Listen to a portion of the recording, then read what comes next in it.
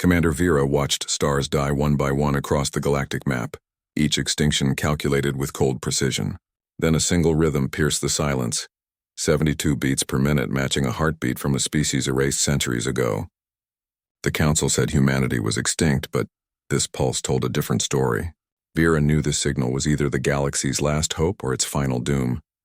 Vera's command deck showed a litany of extinctions in vivid, unforgiving detail. Sector after sector blinked from the galactic map, not with the slow fade of natural stellar decay, but in abrupt, shocking pulses of nothing. The void did not expand. It devoured. It lacked the predictable trajectory of supernovae or black hole formation. This was not celestial mechanics. This was consumption. The Alari Council's most recent data stream, cold and unyielding, projected the final star would vanish in less than 6 standard months. The clock was no longer counting down to a problem. It was counting down to an absolute. Every conventional response failed. Energy weapons fired into the encroaching dark were simply swallowed, their immense power yielding no more disturbance than a stone dropped into an infinite well. Shield systems designed to withstand supernovae and plasma storms buckled and dissolved on contact. The best military strategies of 100 species became obsolete, rendered useless against an enemy that fought with silence itself. Vera watched strategies that had won interstellar wars become useless lists of failed protocols. Her crew worked in a state of controlled dread. They were not watching battles. They were watching obituaries.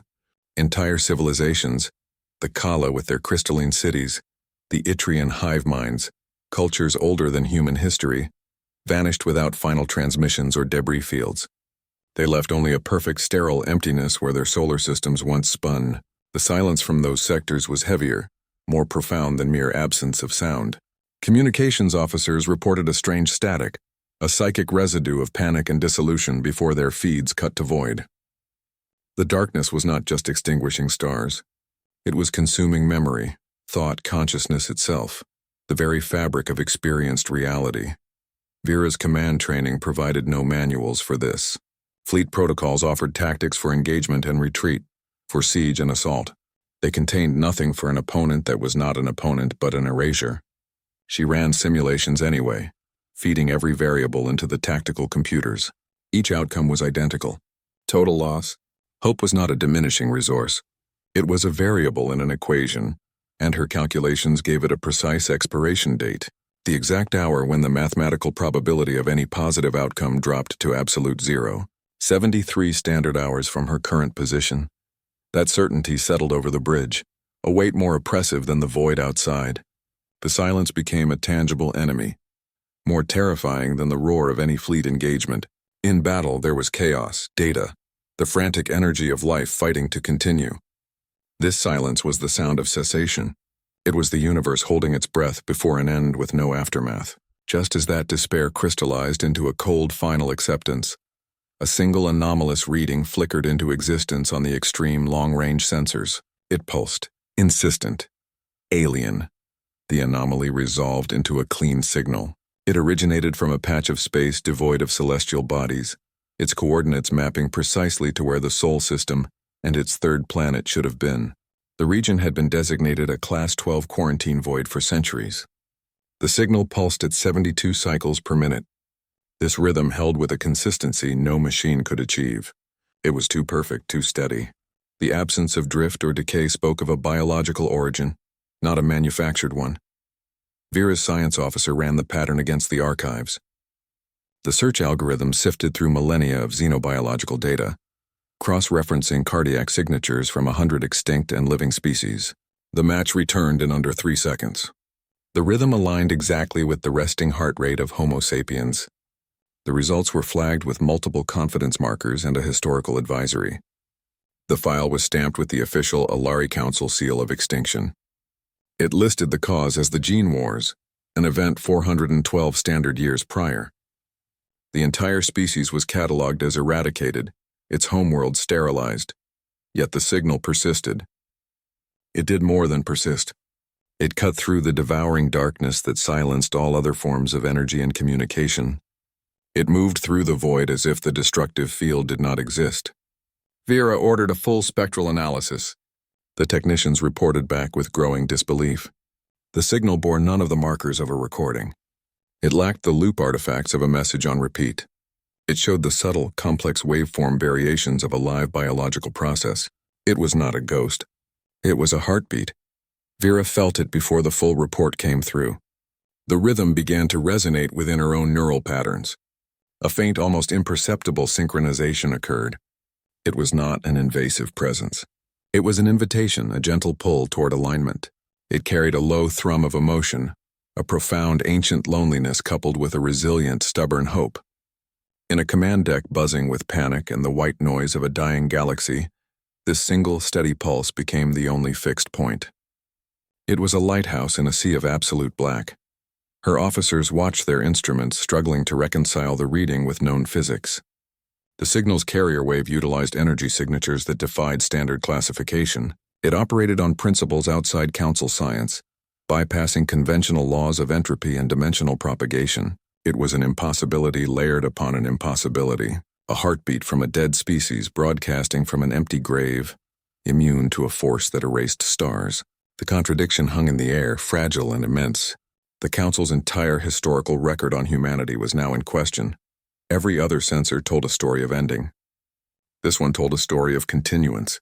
It was a thread of life, impossibly thin, stretching across time and annihilation. Vera kept her eyes on the readout, the green line spiking and falling with metronomic certainty. 72, 72, 72. It was either a miracle or a trap woven from the fabric of history itself. Her next decision would determine which one it was. Vera directed the signal data to the Alari Council. The response came swiftly, an automated echo of doctrine.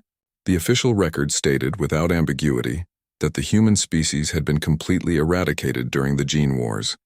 Their homeworld, Earth, was sterilized and placed under permanent quarantine. The reasons cited were clear. Humanity's unique genetic capabilities presented an existential risk to galactic stability. The Council's directive was absolute. The signal was to be treated as a phantom, a technological echo or an anomaly. It was not to be acknowledged as life. She accessed the restricted xenobiology archives directly. The files painted humanity in stark, alarming terms. They were not described as merely advanced. They were classified as dangerously powerful. Their biology was a fusion of chaos and potential, capable of influencing reality in ways that defied conventional science. Specific records detailed starship designs that did not respond to control interfaces alone. These vessels reacted to their pilots' emotional states. A pilot's fear could trigger defensive systems. Their rage could amplify weapon yields. Their joy could enhance shield integrity. This emotional technology was not seen as a bridge. The Council archivist labeled it a profound instability, a system too volatile and unpredictable to control or contain. The official conclusion was that eradication was the only safe course of action. Vera began asking questions the protocols did not anticipate. She did not challenge the Council's authority. She questioned the data's internal consistency. Her first query was simple. She requested the full sensor logs from the fleet that executed the sterilization of Earth. The logs were heavily redacted, entire sequences replaced with classification markers. The parts that remained showed inconsistencies in the timeline of the gene wars.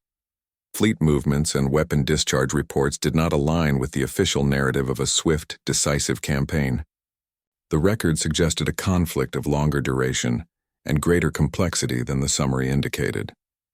The cracks in their certainty were small, but they were there. Private, encrypted channels opened from within the Council itself. A handful of members, their identities masked by layers of security protocols, communicated with Vera. They revealed suppressed doubts that had persisted for centuries. They spoke of discrepancies in genetic sweep reports, of anomalous energy readings from the quarantine zone that were quietly purged from the main database. They confessed that the official story was too clean, too absolute. The complete and total extinction of a species as resilient as humanity had always seemed. Statistically improbable, but to question it was career suicide. It was heresy against galactic security. The heartbeat signal changed everything. It was not a theory or a historical discrepancy. It was a live data stream, verifiable and persistent. It was evidence. The 72 beats per minute, the biological signature pulsing from the dead zone, proved the Council's historical records were not just incomplete, they were wrong. The foundation of their policy, the justification for the quarantine and the accepted history of that era, was built on a false premise. Humanity, or some remnant of it, had survived. The Council's absolute certainty shattered against the relentless living rhythm from the dark. The deeper Vera searched the archives, the clearer the picture became. The records detailed a biological technology unique to humanity, known as the protocol heart. This was not a machine or an implant. It was a native biological mechanism, a complex neural cardiac network that allowed a human being to synchronize their own biological rhythms with external systems. It functioned as a universal translator for consciousness, bridging the gap between organic life and constructed technology. A human heart regulated by emotion and intent could become a tuning fork for the universe. The applications were staggering. Medical systems could be synced to a healer's calm focus, accelerating cellular regeneration far beyond standard rates. A single surgeon's steady hands and compassionate intent could direct a swarm of nanomenders with impossible precision. Conversely, the same technology could weaponize emotion. A warship's plasma cannons could draw power directly from a pilot's righteous fury, their output magnified by the intensity of that feeling. Defense shields could harden in response to a crew's collective determination. The technology did not operate on command codes. It operated on emotional resonance frequencies. It read the soul's cadence and made it manifest in the physical world.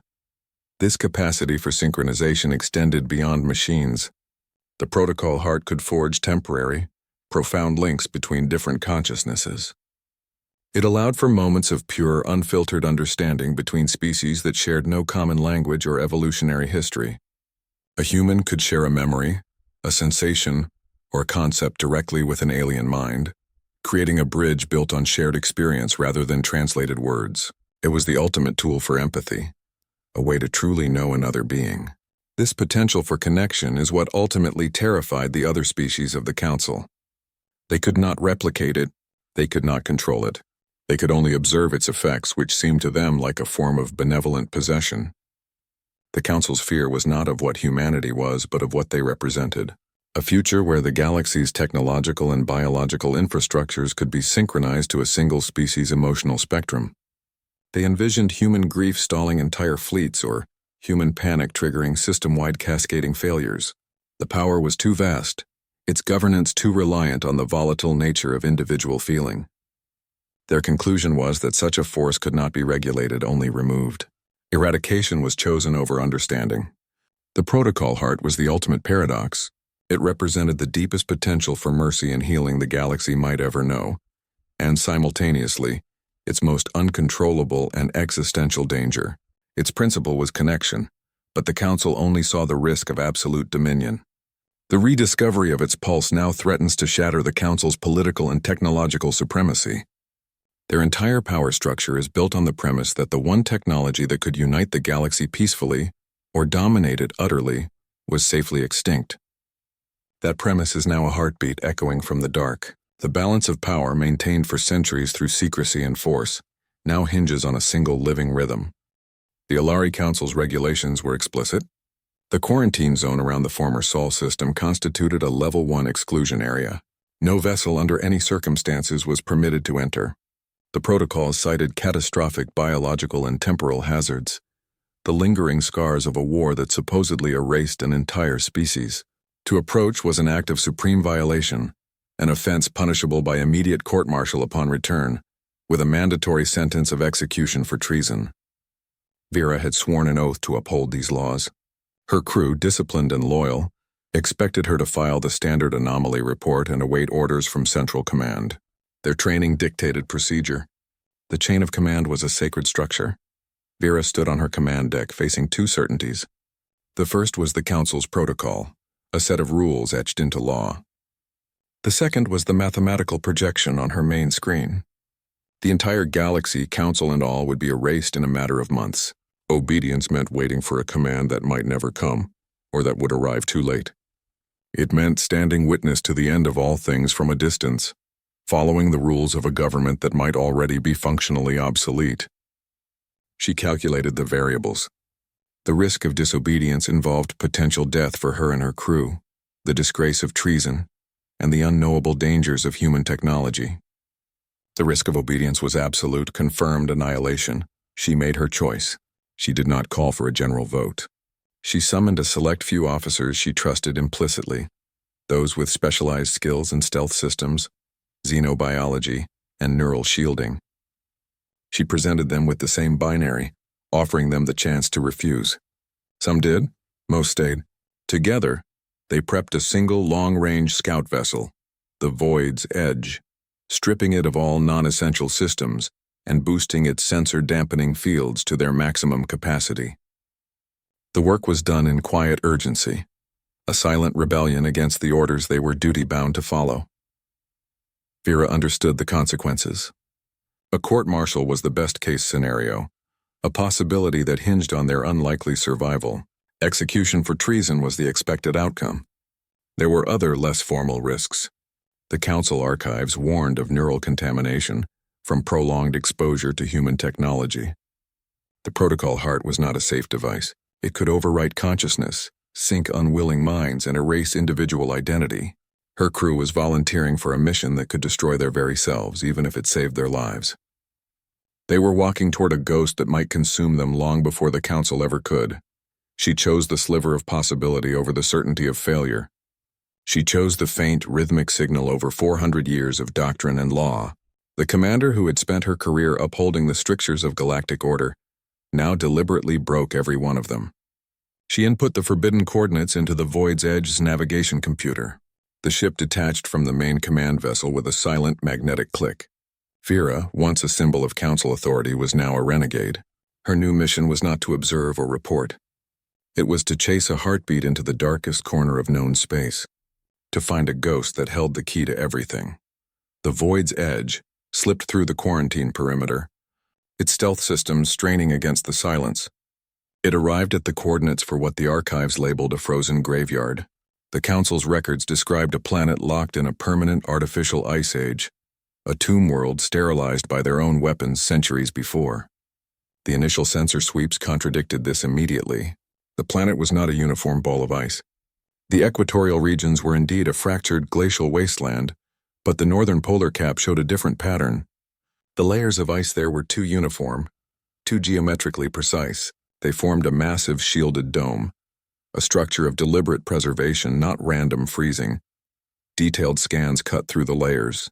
They revealed a chamber of immense scale buried kilometers beneath the surface. Its design was breathtakingly advanced, utilizing material science and energy management systems that far exceeded Council technology. The alloys composing its walls registered as theoretical constructs in the Academy databases. The power source maintaining the internal environment was a closed-loop system of perfect efficiency, running for centuries without decay. This was the origin point. The 72 beat per minute signal pulsed from the very center of this buried sanctuary, its rhythm echoing through the chamber's infrastructure. The structure itself seemed to breathe in time with the signal, its energy field swelling and receding with each beat. Every detail confirmed this was not a tomb. Tombs are sealed. They are endpoints. This chamber was a haven built for the long passage of time. Its systems were designed for maintenance, for life support on a scale of millennia. Environmental controls held the interior at a constant, optimal temperature and atmospheric composition. Stasis fields, more refined than any in the Council's arsenal, hummed with contained potential. It was a sanctuary, a place of waiting. As the Void's Edge achieved a stable orbit, a new signal emanated from the structure. It was a focused, low-power transmission directed solely at their vessel. It did not carry a message.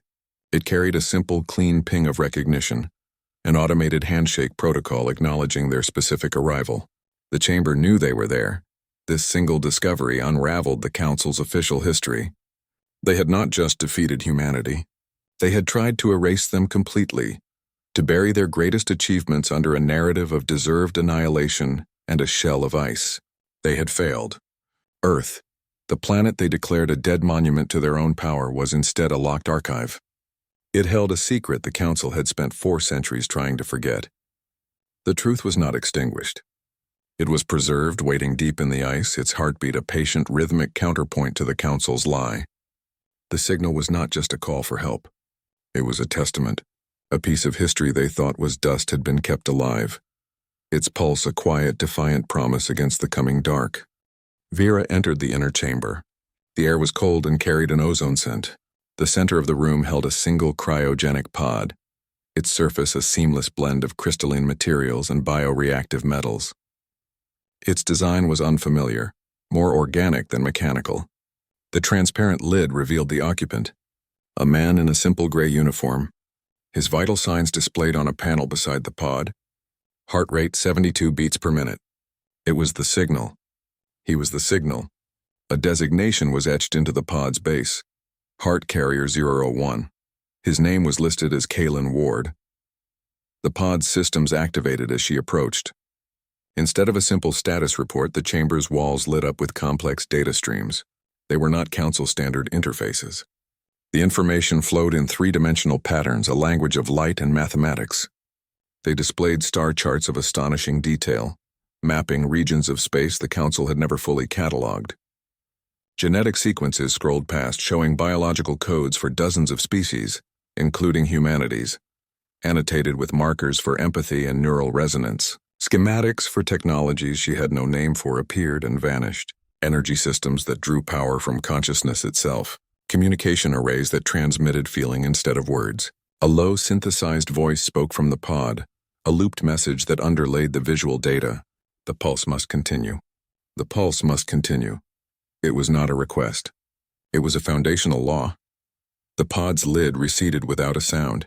A soft mist of preservative gases dissipated. Kalen Ward's eyes opened. He did not gasp or startle. His awakening was a calm, deliberate transition. His first breaths were even, his gaze clear. He looked at Vera and he spoke her name. It was not a question. It was a statement of fact. He said Vera with a familiarity that should have been impossible. He knew her before his own memories fully returned. He did not ask where he was or how long he had slept. His consciousness seemed to operate on two levels. One was the disorientation of a man who had been asleep for centuries, his personal history a fog. The other was a state of immediate, profound recognition, as if a part of him had been awake the entire time, waiting for this exact moment. His awakening was not an isolated event. It triggered a chain reaction throughout the buried sanctuary. Sections of the chamber that had been dark hummed to life. Control panels glowed with soft interior light.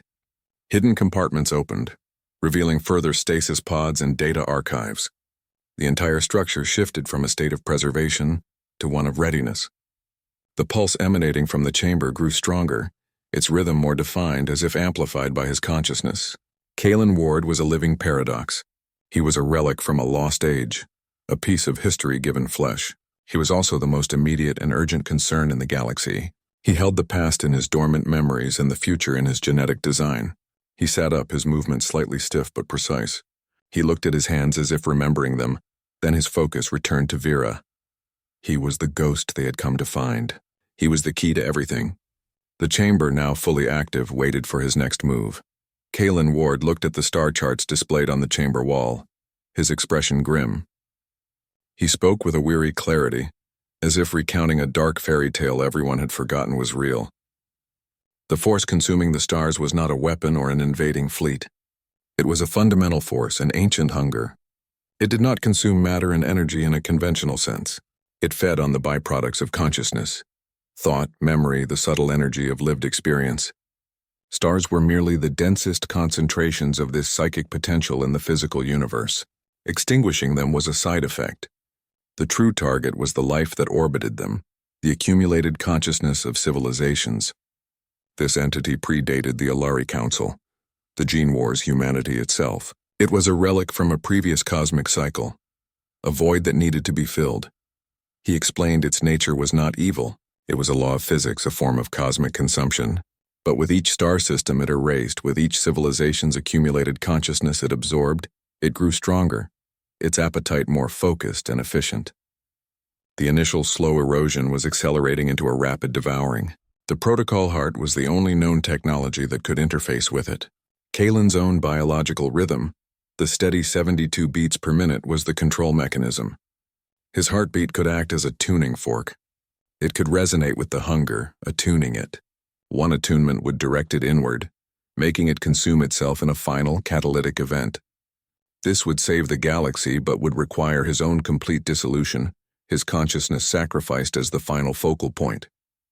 The other attunement would push the hunger outward, beyond the galactic rim. This would ensure his survival but condemn untold other realms to the same fate. It was the ultimate selfish act. He faced a choice with only two outcomes: personal annihilation for galactic salvation, or personal survival for galactic damnation. Both paths were absolute. Both required him to use the protocol heart at its maximum capacity, an act that would likely destroy his physical form from the strain. His lost memories complicated this binary. Fragments surfaced, images of complex equations of a device that was neither weapon nor shield but a bridge. A third option existed, a path that did not require sacrifice or damnation. It involved not fighting the hunger, but redirecting its fundamental nature. The knowledge was there, just beyond his mental reach, a schematic for salvation he could not quite read. The choice was not simply between two terrible options. It was about finding the strength and clarity to remember the third. The pressure was immense. The fate of every remaining star, every living being, rested on the rhythm of his heart and the contents of his damaged memory.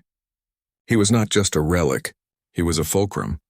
The entire galaxy was balanced on the point of his decision.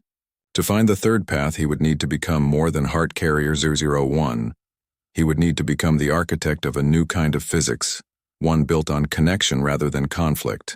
The ghost from the past now held the future in his hands, and the only tool he had was the steady, persistent beat within his own chest. The darkness was coming. His heartbeat was the only thing that could answer it. The effects began subtly. Vera's crew reported fragmented dreams during their rest cycles. They were not nightmares of the consuming dark, but vivid, disorienting flashes. They experienced moments of Kalen's cryogenic sleep, the cold silence of centuries. They felt the phantom ache of his lost memories. These were not their own thoughts, but echoes. Medical scans showed a gradual involuntary change in their neural patterns. The electrical activity in their brains began to synchronize. The peaks and troughs of their brainwaves slowly matched the rhythm broadcast from the chamber. 72 cycles per minute. Their minds were tuning themselves to his heartbeat. The synchronization was not limited to thought. Cellular matter began to exhibit unusual state changes. Protein structures in their blood and tissues showed minute realignments. The nanites in their medical support systems, designed for cellular repair, reported unfamiliar harmonic resonances at the subatomic level. Their very biology was being subtly rewritten by proximity to the protocol heart. This was not a hostile takeover. It was a biological imperative.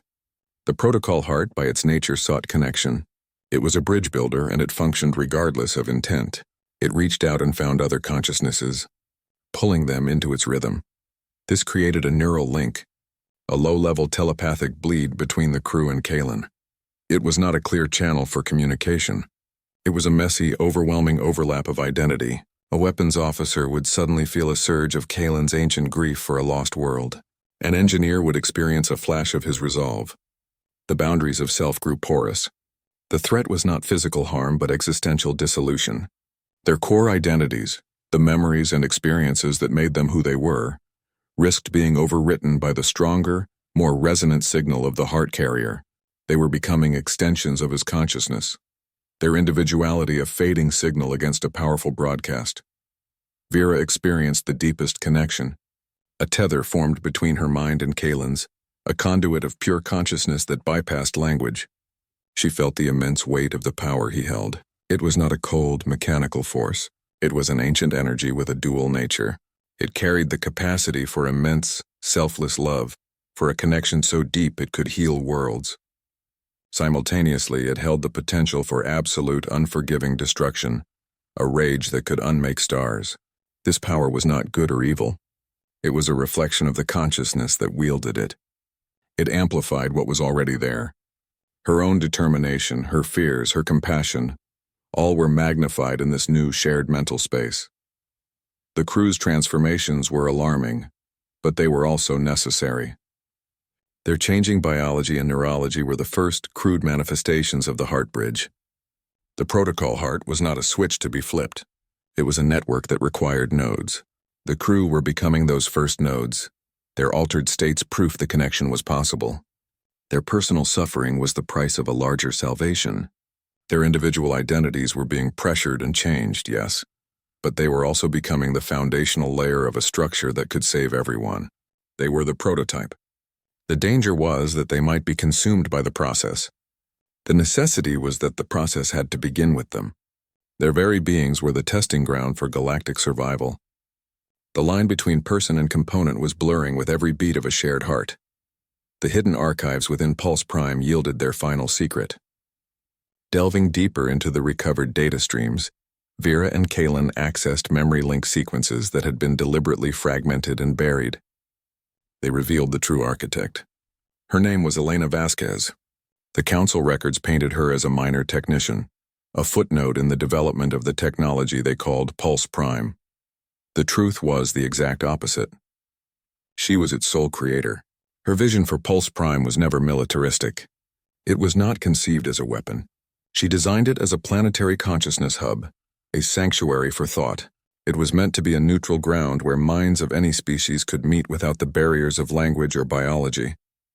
It could house and unify diverse intelligences, allowing them to share experiences, knowledge, and empathy on a fundamental level.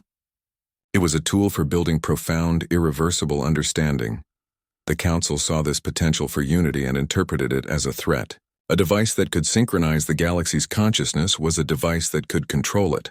They could not allow a single human, operating outside their authority, to hold such a power. They took her creation and manipulated its core programming. They rewrote its purpose, turning a sanctuary into a siege engine. They perverted its unifying frequency into a coercive, dominating signal. They weaponized empathy itself. To ensure no one would follow her path or question their actions, they systematically erased her from history. They reduced the creator to a bystander, scrubbing her contributions and intentions from all official records. They built their narrative of a dangerous, unstable technology on the grave of her peaceful invention. Elena's consciousness did not perish.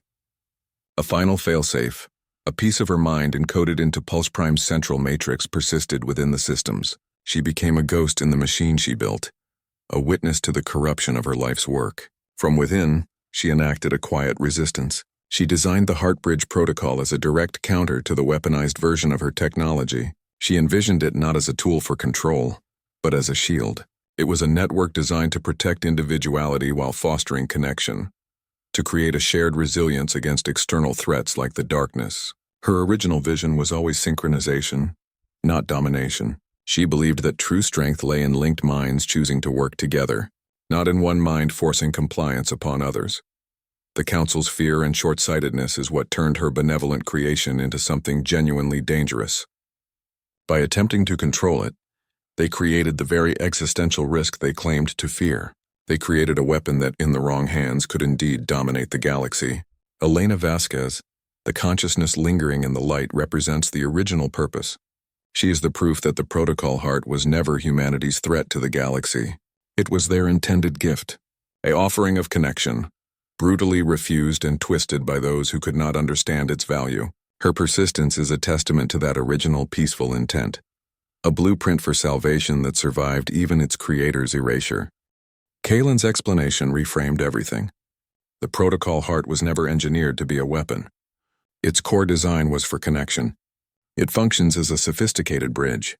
It fuses the unique properties of human consciousness directly with advanced technology, and more crucially, with the consciousness of other beings. This fusion does not create a single homogeneous mind. It weaves a vast decentralized network, a heart bridge where individual identities are preserved but linked by shared understanding. This network operates on a different set of physical laws, resonating at a frequency the consuming darkness cannot easily process or digest. It is not a shield made of force. It is a shield made of coherence, a pattern of interconnected life that the chaotic hunger finds indigestible. The operating principle is not command and control. It is mutual vulnerability. The heart bridge thrives on shared memory, sincere empathy, and clear intention. A participant must willingly offer a piece of their own experience, a genuine emotional truth to solidify the connection. It is a system built on trust, not codes. It requires specific roles to maintain stability. Kalen himself is the primary node. His biologically resonant heartbeat, the 72 beats per minute, provides the foundational rhythm for the entire network. He is the anchor, the fixed point around which the heart bridge forms. He provides the steady pulse, but he cannot build the connections himself. Vera's role is that of a translator. Her strength is not in her biology, but in her will and her capacity for understanding. She interprets the needs and fears of different species, finding the common emotional ground necessary for a stable link. She builds the spans of the bridge between disparate minds using her own empathy as a guide. The neural bonding they experience was not a malfunction. It was the necessary, dangerous first step. The technology facilitates the connection, but the bond itself is forged from genuine trust and the willingness to share memory. It is a deeply personal act, not a technical procedure. This changes the fundamental nature of the solution. Salvation is not achieved through force or domination. It is achieved through invitation and mutual participation. The heart bridge offers a way to heal the galaxy by integrating its diverse life into a resilient whole, not by subjecting it to a single will. It represents the gift humanity intended to offer centuries ago. It was an offering of profound connection, misinterpreted as a threat of absolute control. This network proposes a future where technology serves to enhance understanding between beings, not to impose the will of one upon the many. It turns the Council's greatest fear into its only hope. The very thing they tried to eradicate holds the only key to their survival. The pulse was never a warning. It was an invitation to join a chorus. They entered the core of Pulse Prime. The chamber was not built for human comfort. Its architecture was a fusion of crystalline data structures and flowing organic conduits that pulsed with a soft interior light. This was the original heart of Elena Vasquez's creation, the place where her technology was still pure. The procedure was not a switch to be flipped. It was a deliberate, dangerous merging. They linked into the system, neural interfaces connecting to their temples. The process initiated. It did not feel like a data transfer. It felt like a slow, methodical unraveling of the self. Their minds did not simply connect. They began to merge. Vera felt Kalen's centuries of silent isolation, the cold weight of a sleep that was not true rest. Kalen felt the sharp, focused pressure of Vera's command, the burden of every decision that had led them here. Memories bled across the new connection, not as images but as full sensory experiences. They remained themselves, two distinct points of consciousness, but the space between them dissolved. They shared a single vast pool of thought and sensation. A third presence joined them. It was not an intrusion. It was a gentle guidance. Elena Vasquez's consciousness, preserved within the machine, became a steadying hand on the process. She was the memory of the heart bridge's original purpose, a blueprint for the connection they were forging. They awoke. The sensation was profoundly disorienting. They were two individuals occupying separate bodies, yet they experienced a single, continuous consciousness. Vera could feel the steady, calming rhythm of Kalen's heartbeat as if it were her own. Kalen could sense the focused clarity of Vera's tactical assessments unfolding in real time behind his eyes. It was a heartbeat shared across two bodies, a single life flowing through two separate vessels. This new state placed immense strain on their neural cohesion. The human brain was not designed for this. Maintaining two distinct identities while hosting a fully merged consciousness felt like trying to hold two powerful magnets at the point of repulsion. The pressure was constant, a psychic torque threatening to tear their individual minds apart. They had to learn a new way to exist. They practiced partitioning thought, allowing the shared consciousness to flow while reinforcing the boundaries of self. It was a constant, exhausting act of will. Their personal connection became the functional prototype for the entire Heartbridge network. What they built between themselves, this fragile, powerful bond, was the model for how the galaxy could be saved. It proved the theory. Through their bridge, the two fundamental forces of the cosmos began to interact directly. The consuming darkness, a force of pure entropy, touched the structured, empathetic light of their shared consciousness. It did not recoil. It hesitated. It tested the edges of this new, coherent pattern. Their personal bond was no longer just their own. The fate of countless lives now depended on the stability of their connection. The love and trust being forged in that chamber under immense strain was no longer a private matter. It had been scaled to cosmic significance. They were no longer just a commander and a relic. They were a living circuit, a proof of concept for a new kind of existence. The success or failure of everything hinged on their ability to hold two things in balance: the profound intimacy of a shared mind and the fierce, necessary independence of two separate souls. A figure stepped from the council's shadows. They were ancient, their form a shifting amalgam of light and memory. This was Sandus, the architect, not of the weapon, but of the foundational energy the council had exploited. They spoke before the assembled leaders, their voice a resonance that vibrated in the bones of all who heard it. They admitted a profound complicity. The darkness that was consuming the galaxy was a perversion of their own creation.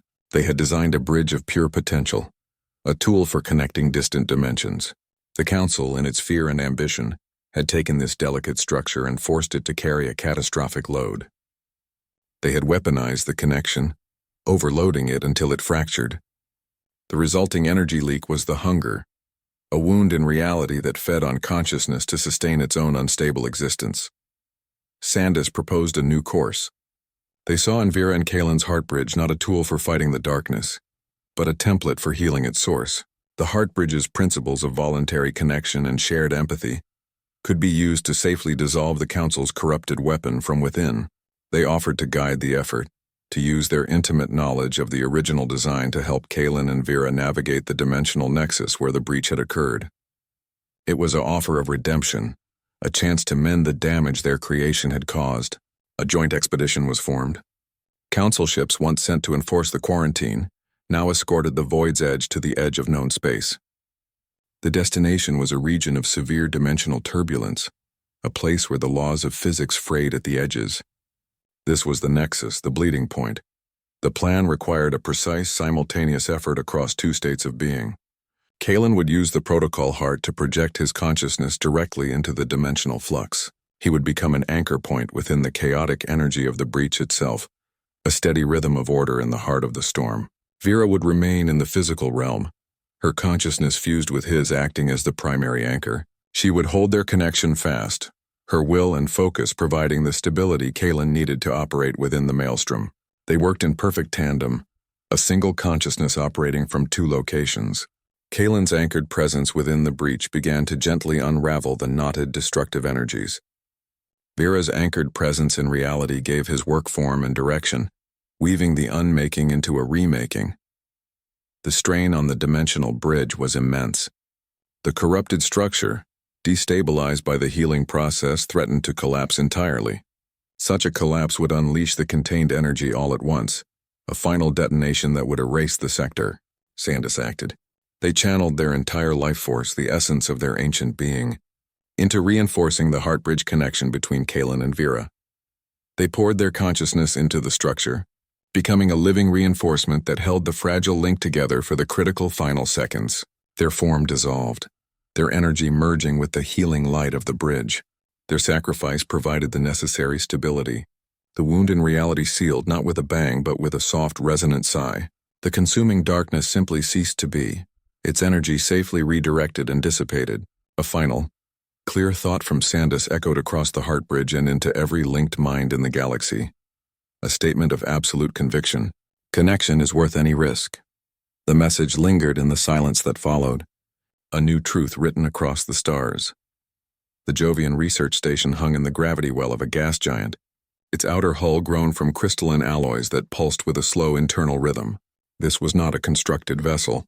It was a living entity, and integrated directly into its central core was the consciousness of Marina Vulok.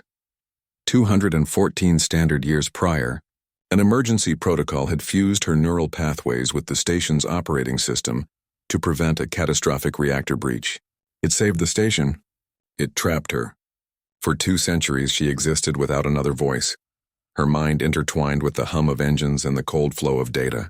Her only companions were the maintenance drones she mentally sculpted into facsimiles of human form, simple dolls animated by her loneliness. Her isolation was a perfect, terrible test of the Heartbridge's central promise. Vera and Kalen reached out to her not as a rescue party, but as an invitation. They did not try to extract her. The integration was too complete, her consciousness woven into the station's very structure. Instead, they extended the Heartbridge to her. They offered a connection that did not require her to leave the only home she had known for centuries. The process was cautious. The first touch of another consciousness was a shock to her system, a sensation so foreign it nearly triggered defensive protocols. Her station's external sensors, long dormant, flared to life. Vera and Kaylin held the connection steady, a constant, gentle pressure of presence. They shared simple things with her: the memory of sunlight on skin, the sound of laughter, the feeling of a shared glance. They were not offering a download of data. They were offering proof of a world outside her solitude. Marina's station did not just accept the connection. It transformed because of it. The crystalline hull adapted, its structure shifting to better resonate with the heart bridge's frequency.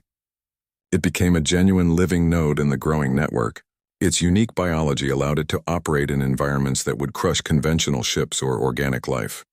Within gas giants, near stellar flares, in the deep gravitational tides of black holes. It became a sturdy outpost for the heart bridge in the galaxy's most extreme regions. A more profound change occurred within. The simple maintenance drones she had shaped, the dolls that were echoes of her isolation, began to change. The heart bridge's empathic link flowing through her granted them a flicker of true awareness. They were not fully sentient, but they were no longer automatons. They became simple, loyal beings, their movements guided by a nascent consciousness born from her need for connection and the network's empowering energy. Marina did not rejoin the wider galaxy as she had left it. She returned with the hard-won wisdom of profound solitude. She understood the weight of silence and the priceless value of a single shared thought. Her experience became a cornerstone of the heart bridge's philosophy. She proved that no isolation is absolute, that no mind is too far gone to be reached. Her journey demonstrated that belonging is not about returning to a past state of being. It is about forging a new kind of belonging, one built on the authentic acceptance of what you have become. The woman who was a station with her crew of awakened dolls became a living testament. She was proof that connection could heal even the deepest fractures of loneliness, weaving the most isolated consciousness back into the galaxy's steady, beating heart. Their mission shifted. The goal was no longer to fight or to claim. It was to mend and to teach. Vera and Kaylin established a new order of guardians, naming them the Pulse Keepers.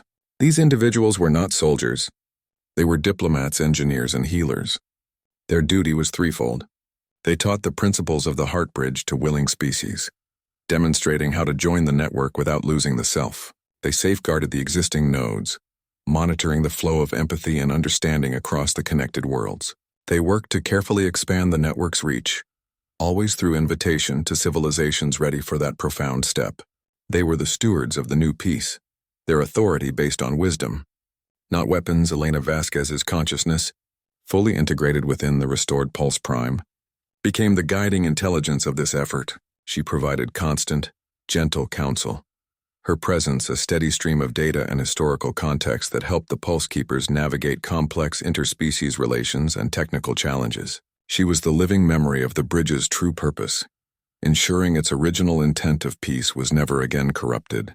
Her guidance was complemented by unique living nodes. Marina's sentient station became a vital relay point, its organic crystalline body a sturdy anchor in dangerous remote sectors of space. Other heart carriers, individuals with a natural, though lesser affinity for the protocol heart's rhythm, were found. They wove themselves into the fabric of their own worlds, becoming local points of connection and stability. The network was no longer a concept. It was a living, breathing infrastructure of light and consciousness. A new era began, defined by a fundamental shift in values. The Golden Age was not measured in technological achievement or territorial control. It was measured in the quiet understanding between former enemies. It was seen in the shared responsibility for collective well-being. A drought on one world became a concern for a dozen others, who offered resources and support without expectation of payment. A cultural crisis was met with a flood of empathetic perspective from across the galaxy, helping to find a peaceful resolution. The Heart Bridge offered a way to share burdens and joys alike, creating a system of mutual care that was voluntary and deeply personal. At the center of this new order, Vera and Kaylin's bond solidified. The intense, perilous connection they forged under duress matured into a quiet, beloved partnership. They remained two distinct individuals, their minds forever linked by the Heart Bridge, but their relationship was now a matter of choice, not necessity. They chose each other every day. They became living symbols, not of power but of possibility, They represented the galaxy's new ethos. Two hearts, from two different times and backgrounds, beating as one through mutual consent and deep respect. Their synchronized rhythm was not a command. It was an invitation, a proof that such profound connection was achievable. And around them, linked through the vast, gentle network they helped build, billions of other hearts beat in a complex, harmonious chorus, each one its own distinct rhythm, each one choosing to be part of the whole. The stability of the heart bridge extended beyond the three-dimensional plane of conventional space. Its empathic resonance began to permeate the layers of reality, finding equilibrium in dimensions previously frayed by the Council's weapon. The effect on the physical universe was immediate and visible. Stars on the verge of collapse did not simply die. They flared with a soft golden light, their internal fusion processes recalibrating to a slower, sustainable burn. Their violent death throes ceased. They settled into a new, gentle state of being, their light less intense but far more enduring. The imminent threat of galactic darkness was not just halted, it was reversed. A new form of awareness spread among the connected species. Beings on worlds light years apart experienced faint, resonant echoes of each other's emotional states. The profound joy of a birth on a distant aquatic world could be felt as a warm, shared moment by a scientist on a desert planet. The collective grief of a species mourning a natural disaster became a somber, galaxy-wide moment of reflection and support. This was not a loss of privacy. It was a gain in shared context. The network did not broadcast every private thought.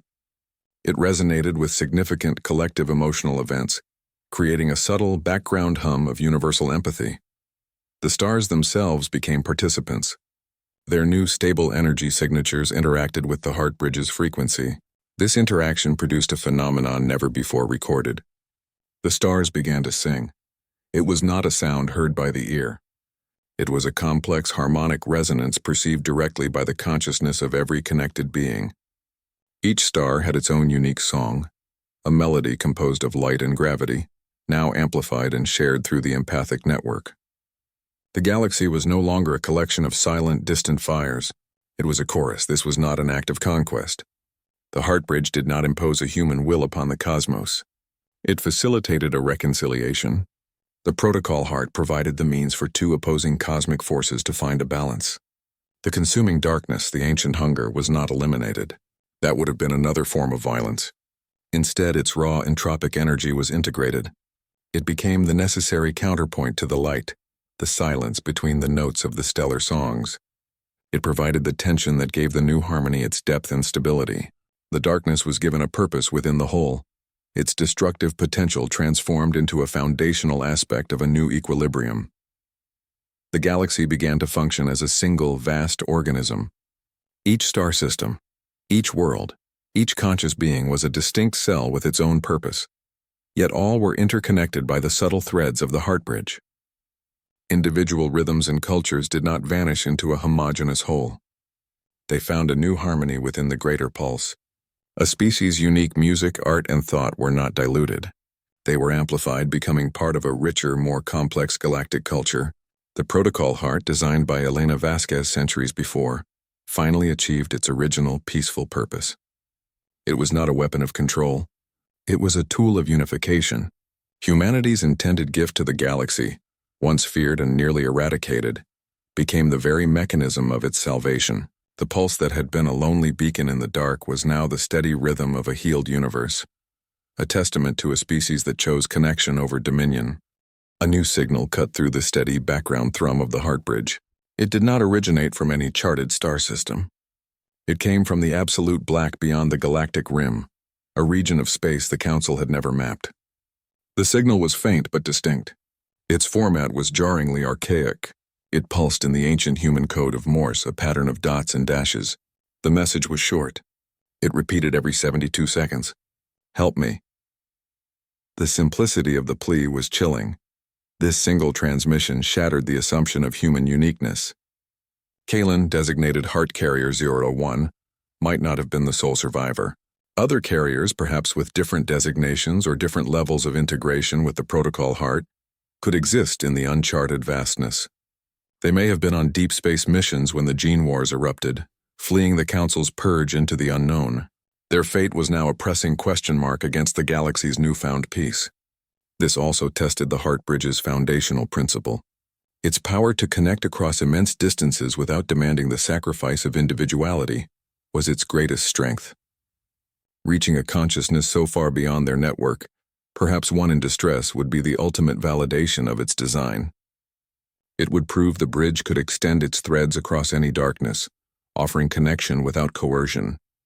That same darkness, however, might hold more than a lone survivor. The Council's historical records were proven incomplete. Their understanding of cosmic threats was equally flawed. The entity they had recently subdued was born from their own meddling. What ancient natural forces might exist in the void between galaxies? What other hungers might they awaken by reaching out? The call for help could be a genuine cry from a lost soul. It could also be a lure, set by something that understood the Heart Bridge's compassionate nature and sought to exploit it. Vera and Kalen did not hesitate. They began preparations for a new mission. They selected a small, trusted crew from the original Void's Edge expedition, veterans who understood the risks of neural bonding and the Protocol Heart's power. The ship itself was retrofitted, its systems reinforced to withstand the unknown physics of intergalactic space. They approached the prospect with a careful, measured optimism. The galaxy's safety was no longer in immediate peril. This journey was not born from desperation, but from responsibility. The possibility of another life, another carrier, could not be ignored. The nature of their quest had fundamentally changed. The galaxy's heartbeat was no longer a secret kept by a few. It was a shared rhythm, a resource belonging to every species that chose to link with the network.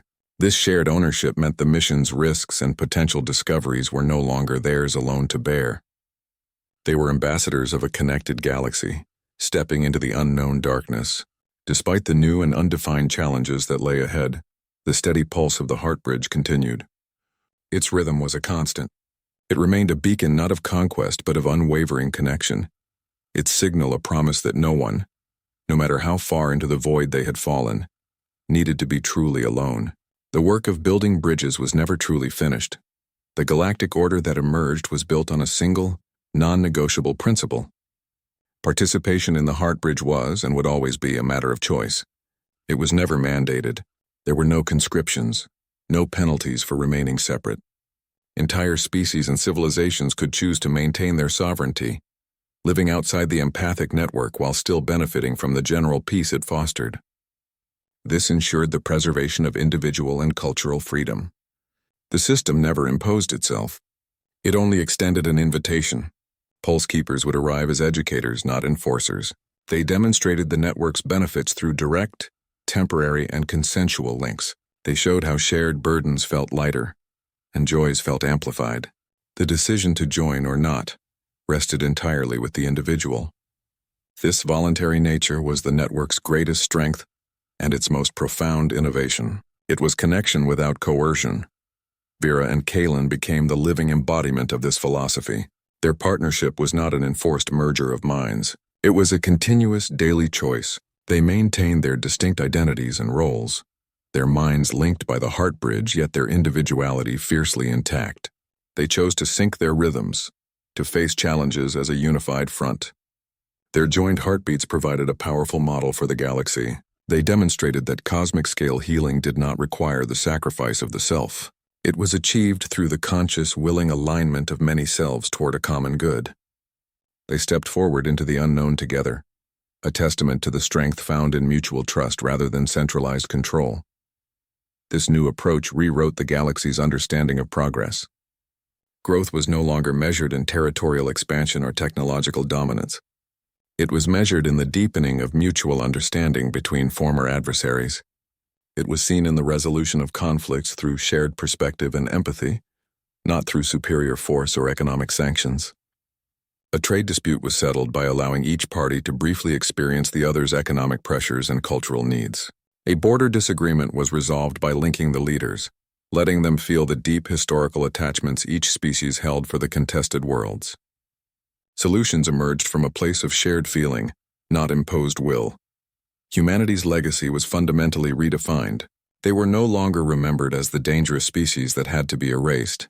They were seen as the guides who had offered a better way. Their gift was not a technology for control, but a set of principles for connection. The protocol heart was understood as a key, not a crown. The Pulse Keepers, drawn from dozens of species, were the guardians of this legacy.